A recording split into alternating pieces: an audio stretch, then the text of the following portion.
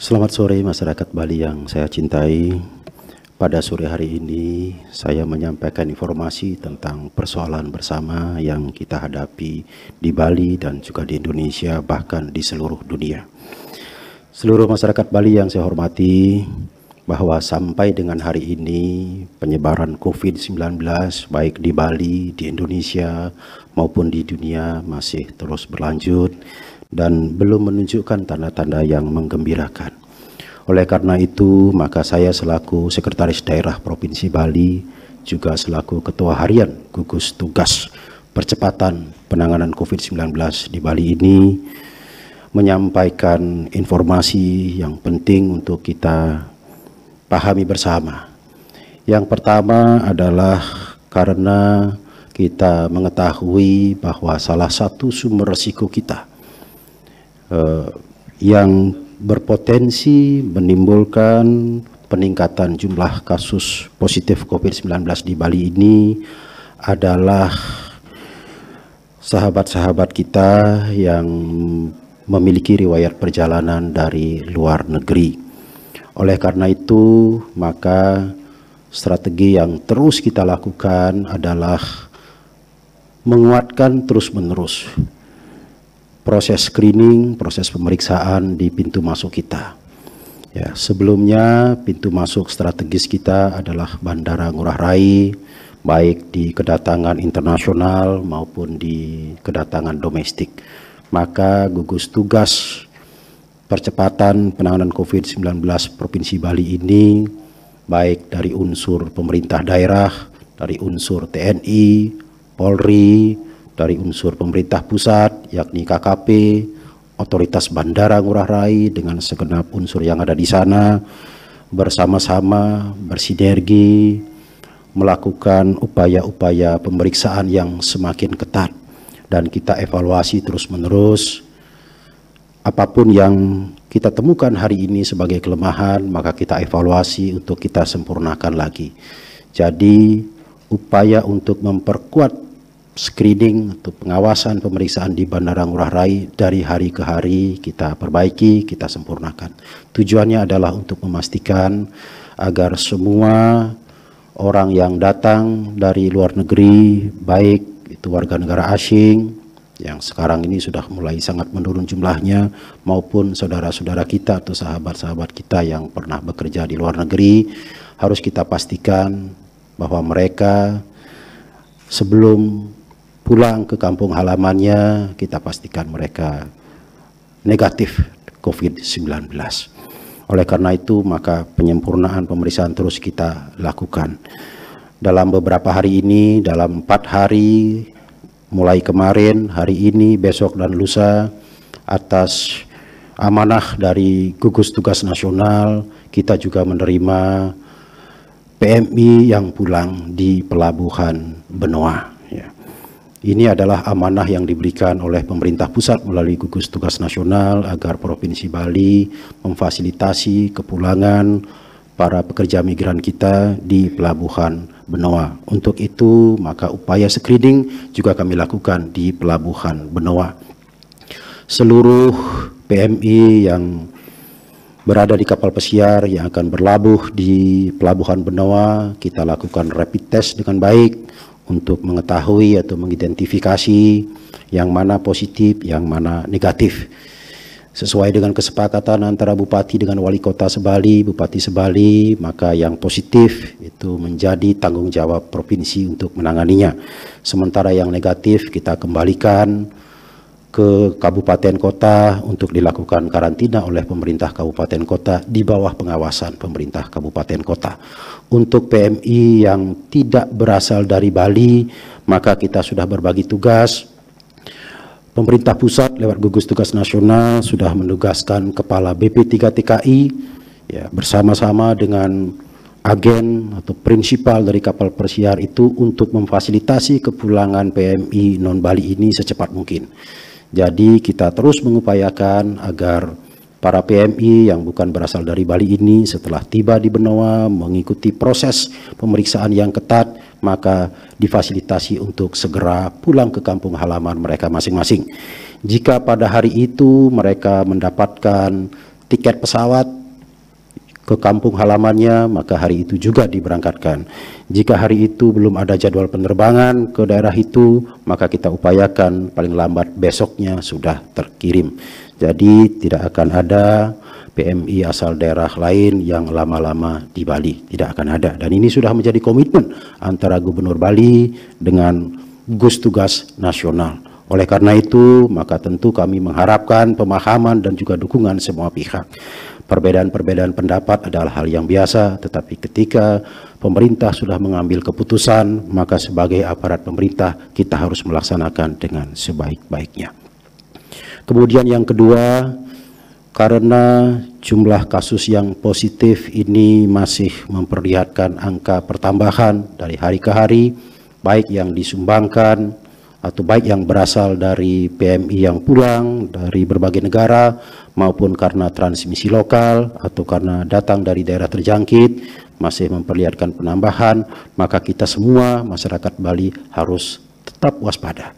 Waspada untuk melindungi diri kita, waspada untuk melindungi anggota keluarga kita, untuk melindungi masyarakat kita. Karena itu kami tidak akan pernah bosan untuk menyampaikan himbauan kepada seluruh masyarakat Bali untuk selalu menggunakan masker, terutama sekali ketika berkomunikasi dengan orang lain. Yang kedua, tetap harus rajin mencuci tangan menggunakan sabun pada air yang mengalir, kemudian disiplin menjaga jarak fisik dalam berkomunikasi, dalam berinteraksi dengan orang lain, serta sebisa mungkin mengurangi aktivitas di luar rumah. Ini penting sekali, karena ini adalah cara-cara yang mudah, cara-cara yang mudah dipahami, cara-cara yang tidak membutuhkan biaya mahal, cara-cara yang tidak menimbulkan risiko yang tinggi. Tetapi kalau dilakukan dengan penuh disiplin, maka akan efektif untuk meredam penyebaran COVID-19 ini. Demikian informasi arahan yang saya sampaikan pada sore hari ini. Selanjutnya saya akan melaporkan tentang perkembangan kasus COVID-19 ini di Bali. Yang pertama, saya menyampaikan kabar gembira bahwa hari ini dilaporkan oleh rumah sakit ada 4 orang sahabat kita, saudara kita yang sembuh atau pulih dari COVID-19 ini. Mereka itu adalah 2 orang yang tadinya positif karena imported case dan juga 2 orang karena terjangkit dari daerah lain. Ini tentu menggembirakan karena ternyata bisa sembuh. Tentu yang sembuh ini adalah disiplin melakukan perawatan, disiplin menjaga kesehatannya sehingga bisa sembuh. Astungkare untuk jumlah kasus yang meninggal tidak ada pertambahan. Jadi cukup 2 orang asing itu saja. Kita berharap warga kita tidak ada yang sampai demikian.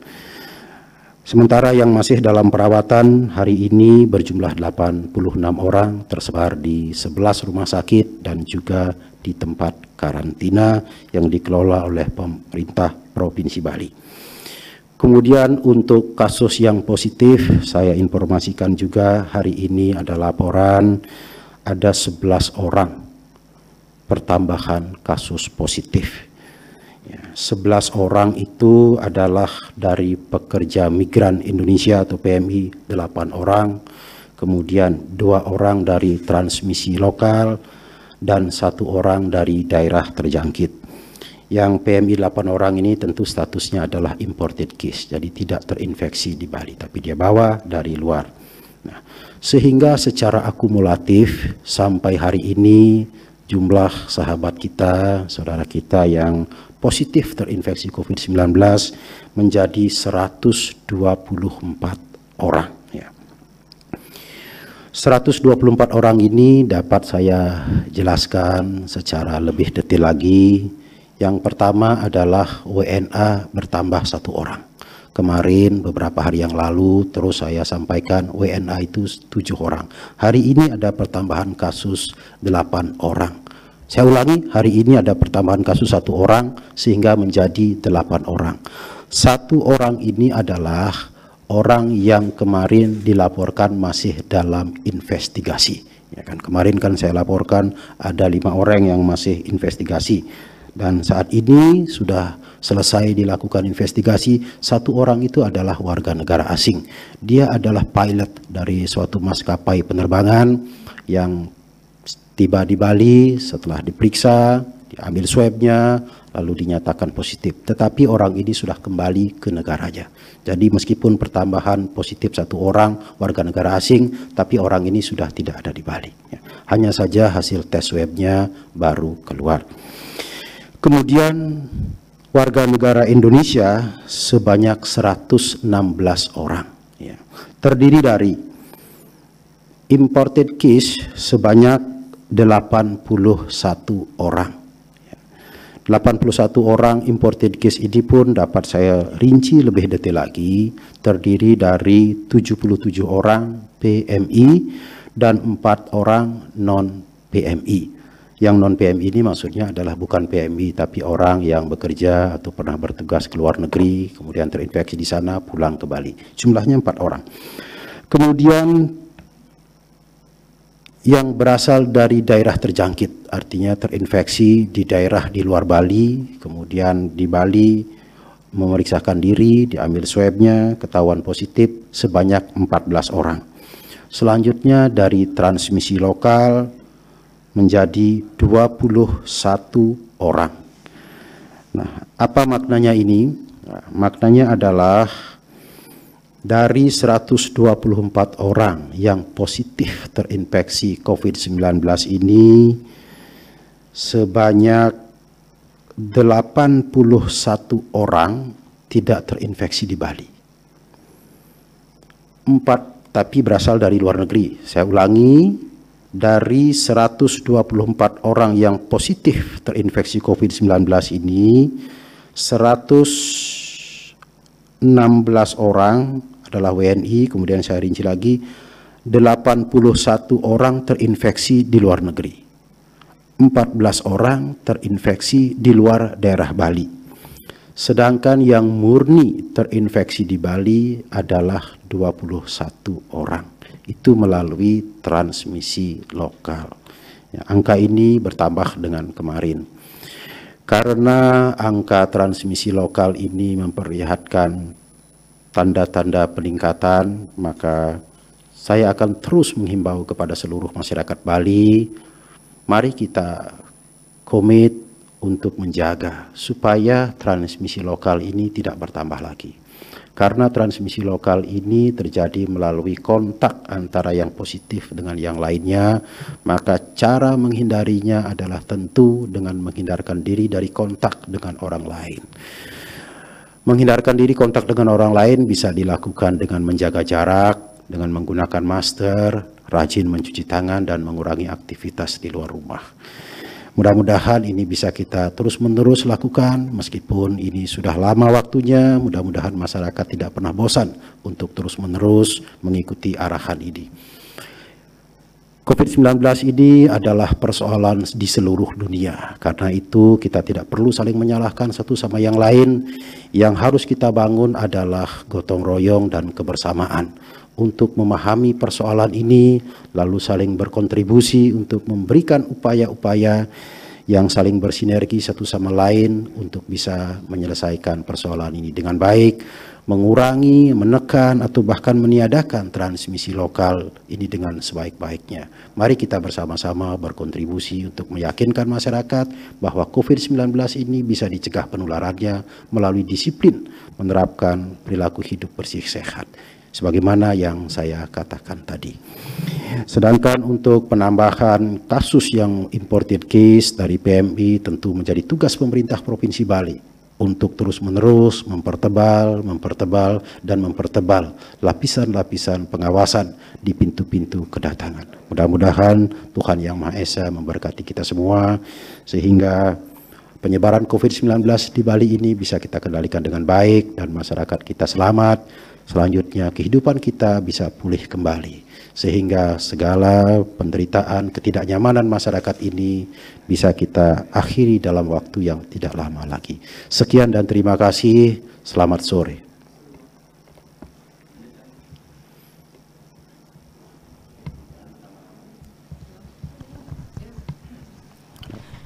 Ya. Sore Pak Sekda, izin bertanya terkait dengan jumlah kasus positif yang masih statusnya investigasi. Ya. Tadi kan Pak Sekda iya. sebutkan satu berarti sudah ketahuan ya Pak ya, karena yang Ya. pilot itu. Lalu untuk 4 lainnya bagaimana Pak? Ini WNI atau ada juga WNA-nya, dan sudah diketahui belum sih sebenarnya dia riwayat perjalanannya, atau mungkin adakah indikasi dia tidak jujur gitu Pak? Iya, iya. Terima kasih. Baik, terima kasih penjelasan saya yang kurang tadi. Ya, padahal sudah ada dalam catatan saya. Jadi kemarin kan saya melaporkan ada 5 orang masih investigasi kan. Tadi saya baru laporkan 1 orang itu adalah WNA pilot ya, dan sekarang sudah pulang. Pertanyaannya 4 orang lagi di mana gitu kan. Tim surveillance kita sudah turun dan sudah memastikan bahwa yang 4 orang lagi adalah WNI asal Bali, yakni 1 orang dari pekerja migran yang punya riwayat perjalanan ke luar negeri, dan 3 orang lagi transmisi lokal. Itu sebabnya angka transmisi lokal saya laporkan tadi bertambah ya, cuman lupa saya jelaskan. Jadi 5 orang masih investigasi kemarin, sekarang sudah tidak ada lagi. 1 WNA pilot yang sudah pulang, 1 PMI, dan 3 orang transmisi lokal ya. Jadi tidak ada lagi yang masih diinvestigasi. Semua sudah masuk dalam data tadi. Ya.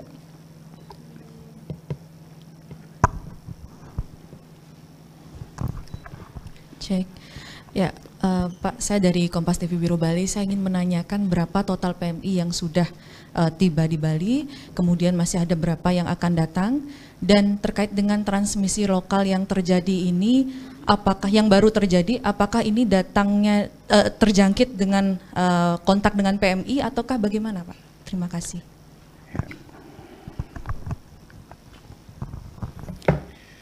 Mengenai jumlah PMI yang sudah pulang dari tanggal 22 Maret sampai tanggal kemarin tanggal berapa? Tanggal 16 ya.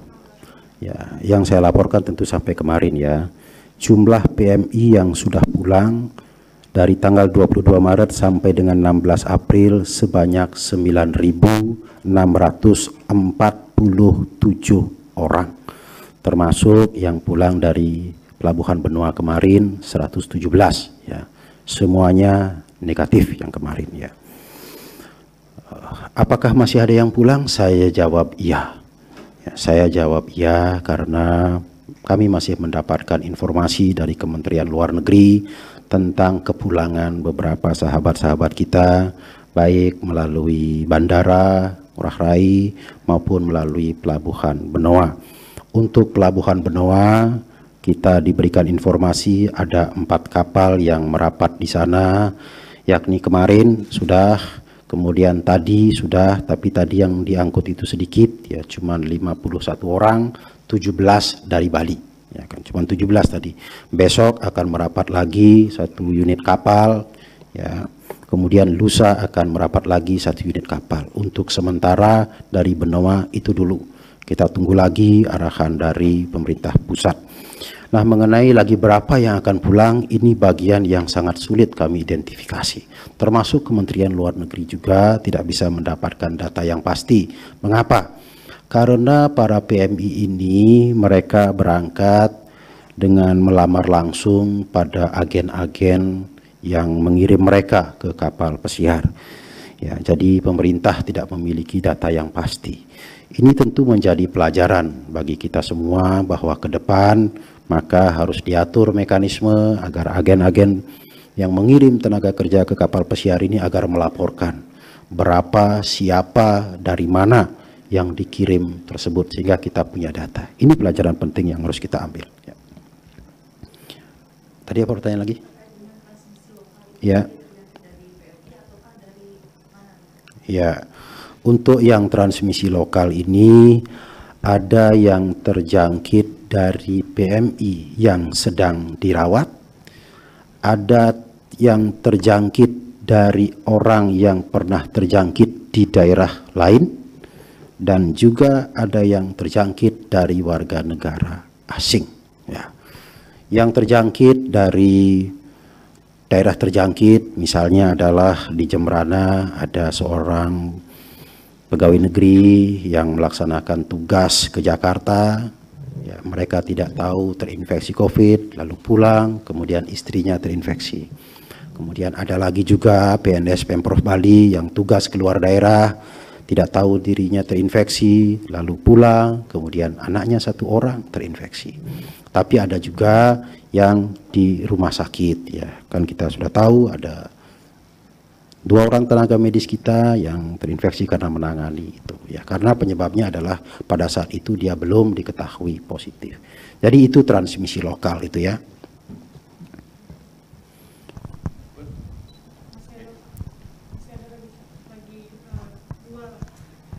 Satu, untuk anggaran pemerintah Provinsi Bali untuk karantina PMI berapa Pak? Sama yang kedua untuk APD bagaimana kondisinya saat ini, cukup atau tidak untuk penanganan dan sampai kapan kira-kira cukupnya? Ya. Terima kasih Pak. Untuk anggaran yang dipergunakan untuk karantina tentu tidak bisa kita sebutkan jumlahnya. Ini sangat dipengaruhi oleh dinamika karantina kita. Semakin banyak orang yang dikarantina, tentu biayanya menjadi semakin besar. Nanti pada waktunya tentu akan kami laporkan semua, karena ini berjalan terus-menerus ya. Yang pasti pemerintah tidak akan kekurangan dana untuk menangani COVID-19 ini. Kemudian, tadi apa lagi? APD, saya baru saja cek ke Dinas Kesehatan untuk persediaan APD, persediaan rapid test, kemudian persediaan masker, baik masker bedah maupun masker N95, semuanya masih dalam keadaan cukup untuk 1 minggu ke depan, ya, termasuk juga rapid test. Bukan berarti setelah 1 minggu kita akan kehabisan, tidak. Karena kita juga selalu menambah ketersediaan APD, rapid test, dan lain-lain yang kita butuhkan untuk memastikan bahwa proses penanganan kawan-kawan kita yang positif terinfeksi ini tetap berjalan dengan baik dan aman. Demikian juga upaya-upaya pencegahan tetap bisa kita lakukan. Ya. Hari ini kita tidak mengalami kesulitan untuk ketersediaan APD itu. Ya. Cukup? Baik, terima kasih. Selamat sore.